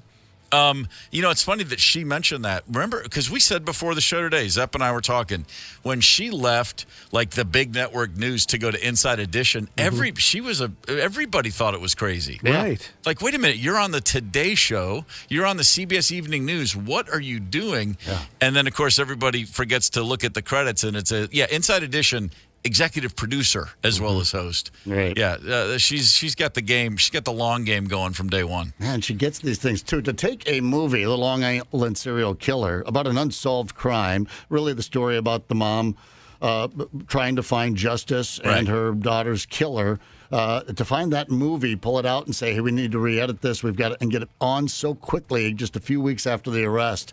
It's compelling. It's something I want to watch now, especially now that I know that it was made before they made an arrest, to watch the movie from that perspective and then have that climax at the end. That's pretty awesome. As we spoke about several days this week, Paul Rubens passed away, Pee Wee Herman. Oh, yeah. For the record, the Alamo in San Antonio, Texas, the actual Alamo, which if you've ever seen Pee Wee's Big Adventure, and I'm assuming most people have, an entire punchline joke throughout the movie is he's looking for the basement of the Alamo. May I? Please. Hi, and welcome to the San Antonio Department of Parks and Recreation official Alamo tour. My name is Tina. Excuse me, Tina, but could we go straight to I tell you what, let's hold all questions until the end of the tour, okay? Thank you. At this time, I'd like to conclude our tour, and I mean it. Y'all have been one of the greatest groups I have ever worked with, really. Okay, are there any questions? Yes. Where's the basement? Excuse me? Aren't we going to see the basement? There's no basement at the Alamo.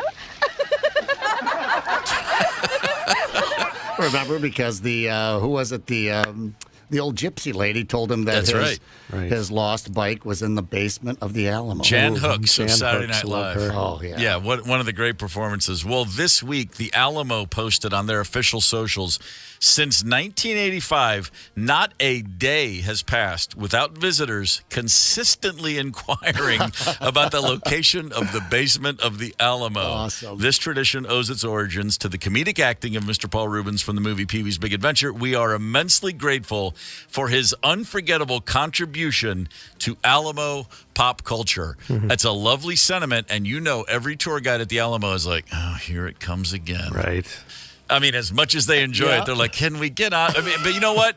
You know what they used to talk about? Hey, didn't Ozzy Osbourne lift a leg and pee on the Alamo once? Right. And now they just simply ask for the basement. I think they'd probably prefer the basement story. That's right. He did band there for a long time, but I think did a public service announcement. We might get back around to those. We might get around to this crazy story if you're headed out to eat this weekend. Well, I hope you don't end up with an American flag shoved through your head. I'm not being random. An actual freaking headline this morning. We'll fill you in here at 9:30. Hang tight. It's the KQ Morning Show. 92 KQRS. I'm Steve Gorman. This is the KQ Morning Show, Friday, August the 4th. Let's take a quick look at I'm looking at the Cornell Law School website. They've got a page about the flag code. Just a couple things to talk about with the American flag.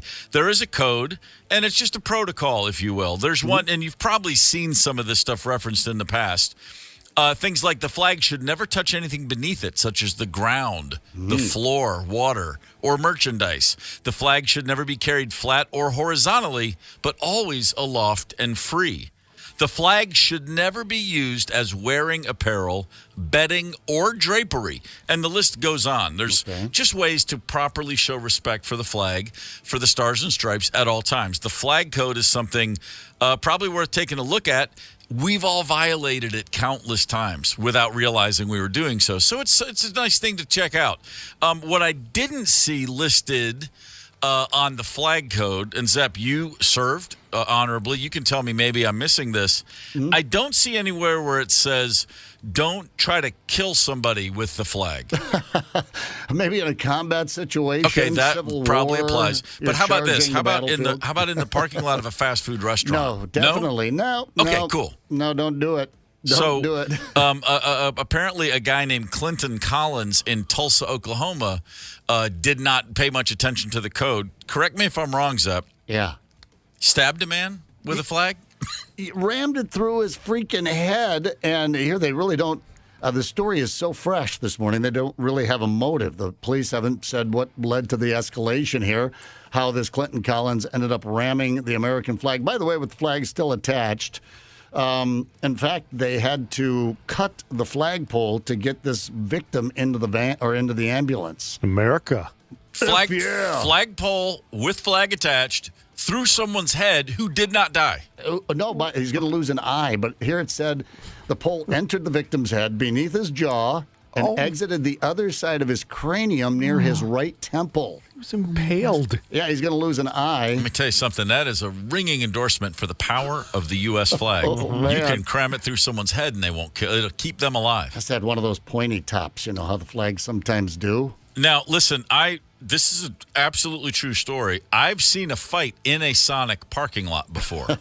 This was just two high school dudes, like early 80s, Hopkinsville, Kentucky, at the Sonic, and words were exchanged, hands were thrown. I've never seen anything like using a flagpole. If someone says, "Did you hear about the fight with the flagpole?" I immediately assume someone used it like a baseball bat, like an axe. You know, you just take a swipe at somebody. Going through the head with the flagpole, flag attached, whole new level of you got to be kidding me. Yeah. And again, we don't know what transpired here, what went down, why Mr. Collins would have stabbed this guy through the head with a flagpole. But when the police did arrest him, he said, well, that's what he gets. He deserved it. So no remorse yet. Well, now hold on. That changes everything. I mean, was he chewing with his mouth open? Yeah, what was coming to him? Was he using mayonnaise to dip his fries into instead of ketchup? What do you think happened there? I ordered the number 2 cheeseburger, and this was a number 3 cheeseburger. Oh, and then there's not a mugshot. Maybe that's a mugshot. He looks like the kind of guy that if you passed him on the street, you'd think to yourself, I bet he wants to shove a flagpole through my head. He does have that look about him. Yeah. I know one thing. When Sonic hit the scene in the 70s, I was thrilled for one reason. Tater tots. Oh, yeah. I grew up in a tater tot free zone, apparently. Oh, really?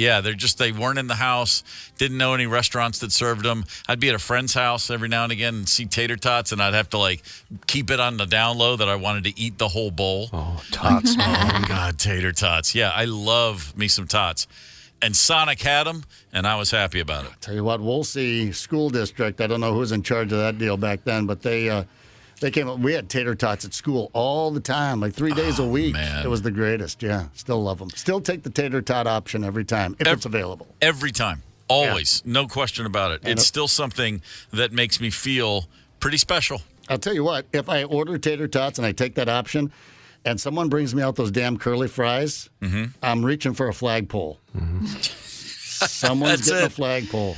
Hey, how about this? Speaking of food we all love, and speaking of Minnesota, a place we all love, and speaking of the summer and being out in the woods, what about this whole thing where, and this has hit a woman in Minnesota. In Wright County, a woman now has officially the red meat allergy as a result from a tick bite. Holy crap, really? You can be the victim of a tick bite. That sucker gets on you somewhere in your body, digs in, sucks a little blood, and the result is an allergy to red meat. Holy nightmare. This is a real thing, and a woman in Minnesota is suffering from it. She loves burgers, cheeseburgers with bacon. She literally, she was bitten by a tick, and then shortly thereafter had a barbecue sandwich, some pork. 2 hours later, sick. It happened the same time of day for a few days in a row. It felt kind of flu-like when it happens, and then suddenly she realized, wait, this is happening every few days. Put it together.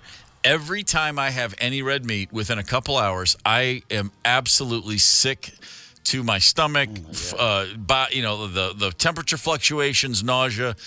If you've ever had the flu, you have that series of symptoms. Every time she eats red meat, bang, that's what she gets. God dang. I mean, this would literally turn my life on its head. Yeah. But, every time I go out and get drunk, I know I'm going to have a hell of a hangover. I think I do it anyway, right? It's pretty rough, man. The CDC estimates 500,000 people across the country have this in some form or fashion. This is called AGS, alpha-gal syndrome, primarily associated with the bite of a Lone Star tick. And what it does is it creates an antibody response to next exposure to meat or dairy from mammals. Oh, damn. Well, we know, That's of course, rough, the man. deer tick will give you Lyme's disease. And correct me if I'm wrong, but then that's when you're allergic to limes. Well, what? I got a questionable bite right now. No, you're allergic to limeys. You can't stand that accent. It drives you crazy. I know a couple of people that contracted Lyme disease as a result of those deer ticks. And so, Great. yeah, that's a real thing. No, it's you a gotta real worry. thing. Yeah, My absolutely. bite Candace, right now what has is it? a big red circle around it. Yeah, there's a circle around there. It's like a target. Oh, no, you're messing with us. No, I'm she really serious. does. Where is This this happened bite? last summer too. It's on my thigh. I One had in her one eye. last summer. That's ringworm. I think I am allergic to mosquitoes.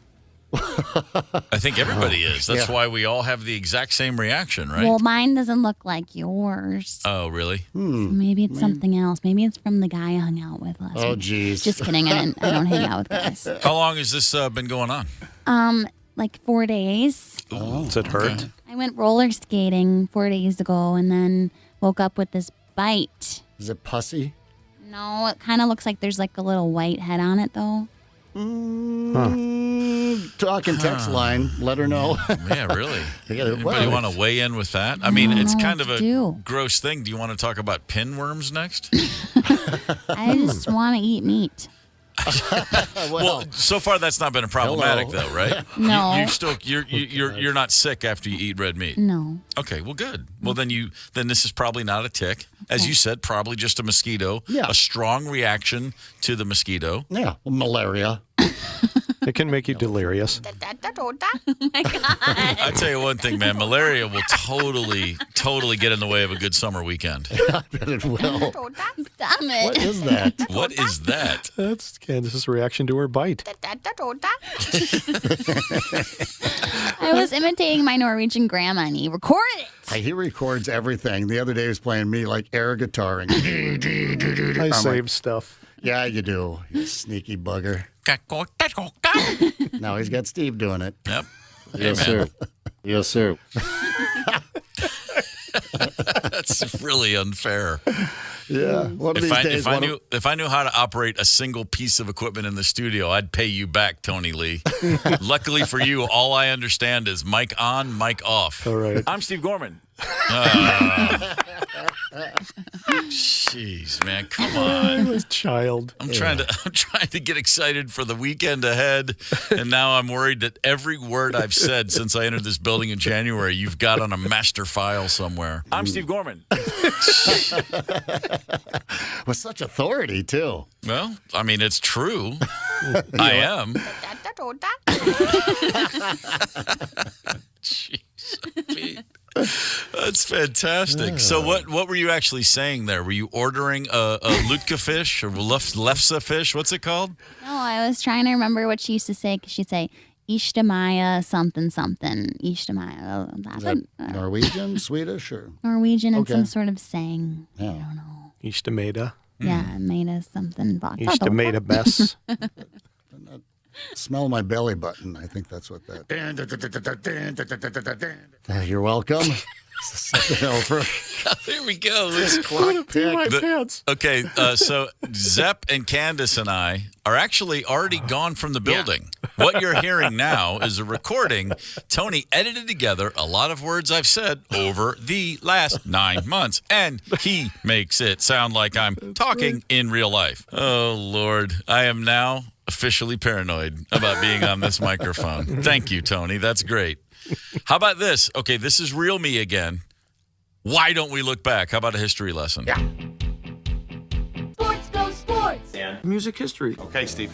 Sports history. On this day in 1983, New York Yankees outfielder Dave Winfield in Toronto between innings, just getting the old shoulder loose again like outfielders do. He threw a ball over towards the ball boy, and it smashed into a seagull that thought they would take that moment to fly across the field. The bird was killed instantly, and a lot of people saw it happen, and the crowd booed, as you do when a guy from the other team accidentally kills a bird. But then after the game, Toronto police arrested Dave Winfield. Canada. True story. The charge, causing unnecessary suffering to an animal. I mean, you can't make this up. Billy Martin, then the Yankees manager, said, they say he hit it on purpose. They wouldn't say that if they'd seen the way he's been throwing lately. He hasn't hit the cutoff man all year. That's a great line. I mean, come on. Billy Martin coming through in a pinch right there. I know I hate to tip the cap to Billy Martin ever, but that's not He's bad. hilarious. Not bad. The KQ Morning Show, 92 KQRS.